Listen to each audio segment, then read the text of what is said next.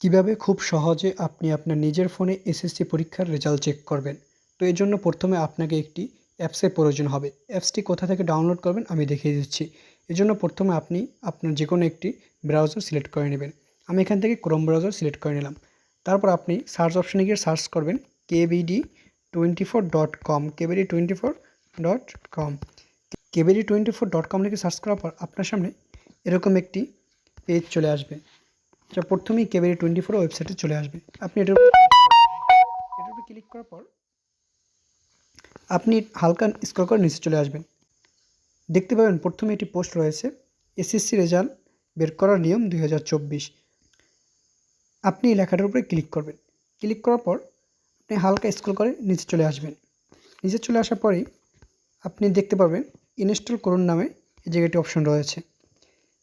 যে 20 second install করার উপর ক্লিক করার পর আপনাকে 20 সেকেন্ড সময় আপনার কাছ থেকে নিব। তারপর আপনি দেখতে পারবেন ক্লিক টু ডাউনলোড একটা অপশন চলে আসছে। আপনি যদি ক্লিক টু ডাউনলোড উপর ক্লিক করেন তাহলে আপনার ফোনে অ্যাপসটি ডাউনলোড হয়ে যাবে। যেহেতু আমার ডাউনলোড করা আছে সেহেতু ডাউনলোড করার প্রয়োজন নাই।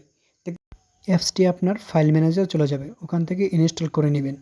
অ্যাপসটিতে প্রবেশ করা মাত্র আপনার সামনে এরকম একটি পেজ চলে আসবে।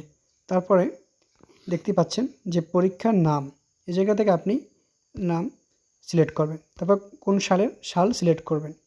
তারপর বোর্ডের নাম সিলেক্ট করবেন। তারপরে ফলাফলের ধরন এটা সিলেক্ট করবেন। তারপর এখান থেকে রোল নাম্বার সিলেক্ট করবেন, রেজিস্ট্রেশন নাম্বার সিলেক্ট করবেন। তারপর এই জায়গায় একটি 4 সংখ্যাটি কোড রয়েছে, কোডটি আপনি ক্লিক করলে আপনার সামনে আপনার রেজাল্ট চলে আসবে।